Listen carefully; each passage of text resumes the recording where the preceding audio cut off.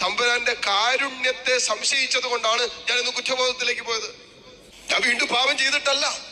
പക്ഷേ ഇന്നലകളിൽ ചെയ്ത പാപം അനുദപിച്ച് ഏറ്റുപറഞ്ഞ് കുമ്പസാരിച്ച് കർത്താവിനോട് കരുണ കാണിച്ചിട്ട് ഏതാനും നാളുകൾക്ക് ശേഷം പിശാച് നമ്മളിൽ ജനിപ്പിച്ച ആ ഒരു അവസ്ഥയുണ്ടല്ലോ, കുറ്റബോധം.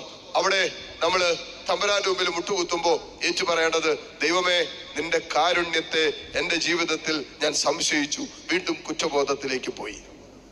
അപ്പൊ നമ്മളിനി ആ പാപത്തെ കുറിച്ച് പറയേണ്ട ആവശ്യമില്ല, ആ പാപം ഏറ്റുപറയേണ്ട ആവശ്യമില്ല. കാരണം അതൊരിക്കലേ എന്നേക്കുമായിട്ട് നമ്മൾ ഏറ്റുപറഞ്ഞ് കുമ്പസാരിച്ച് കർത്താവ് തന്ന വിടുതലും സൗഖ്യവും വീണ്ടെടുപ്പൊക്കെ നമ്മൾ അനുഭവിച്ചതാണ്. ദൈവത്തിന്റെ കാരുണ്യത്തെ സംശയിച്ച പിന്നെ നിനക്ക് മുന്നോട്ട് പോകാൻ പറ്റില്ല, നിനക്ക് പുതുജീവിതം തുടങ്ങാൻ പറ്റില്ല. ക്രിസ്തുവിലായിരിക്കുന്നവൻ പുതിയ സൃഷ്ടിയാണെന്ന് പറഞ്ഞല്ലോ. ഈ പുതിയ സൃഷ്ടിയാകുന്നത് ഒരുവൻ ദൈവത്തിന്റെ കരുണ അവന്റെ ജീവിതത്തിൽ അനുഭവിക്കുമ്പോഴാണ് അവൻ പുതിയ സൃഷ്ടിയായിട്ട് മാറുന്നത്. എന്താണ് ദൈവത്തിന്റെ കരുണ? കാൽവരിയില് അവൻ എനിക്ക് വേണ്ടി, എന്റെ പാപങ്ങൾക്ക് വേണ്ടി, എന്റെ വീണ്ടെടുപ്പിന് വേണ്ടി അവൻ കാൽവരിയുടെ നെറുകയിൽ 3 ആണികളില് പിടഞ്ഞ് ഇഞ്ചിഞ്ചായി അവസാനത്തുള്ളി രക്തവും ചിന്തി എനിക്ക് വേണ്ടി അവൻ മരിച്ചു. എനിക്ക് ജീവൻ ഉണ്ടാകാൻ, അത് സമൃദ്ധമായി ഉണ്ടാകാൻ. ഇതാണ് ദൈവത്തിന്റെ കരുണ. ഇതിനെ സംശയിച്ചാൽ പിന്നെ നമുക്ക് മുന്നോട്ട് പോകാൻ പറ്റില്ല. പിന്നെ നമ്മൾ മുന്നോട്ട് കൊണ്ടുപോകുന്നത് ദൈവത്തിന്റെ കരുണയാണ്. ഓരോ നിമിഷം നമ്മൾ കൈപിടിച്ച് നടത്തിക്കൊണ്ടിരിക്കുന്നത്.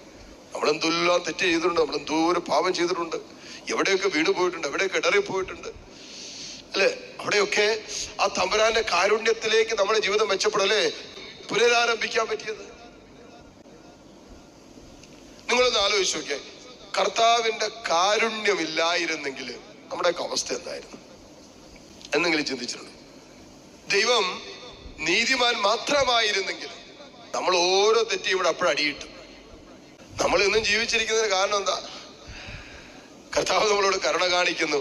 അതാണല്ലോ വചനം പറയുന്നത്. നമ്മളെ അനുദപിക്കേണ്ടത് അവിടെ നിന്ന് നമ്മളോട് ദീർഘക്ഷമ കാണിക്കുന്നേ ഒന്നേ ഉള്ളൂ.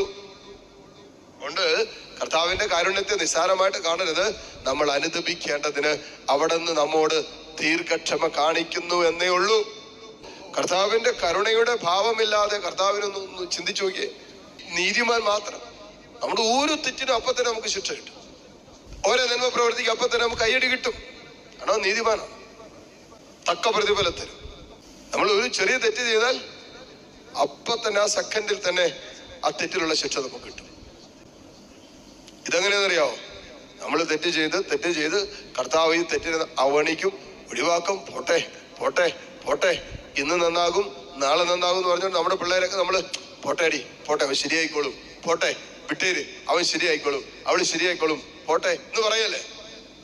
ശരിയായിക്കോളും എന്ന് വിചാരിച്ചിട്ടാണ്. അതാണ് ഒരു അപ്പന്റെ ഒരു അമ്മയുടെ സ്നേഹം എന്ന് പറയുന്നത് പോലെ വചനം പറയുകയാണ്, അവിടെ മനുഷ്യൻ പശ്ചാത്തപിക്കേണ്ടതിന് അവിടുന്ന് അവരുടെ പാപങ്ങളെ അവഗണിക്കുന്നു. എന്തിനാ? അവൻ പശ്ചാത്തപിക്കേണ്ടതിന്.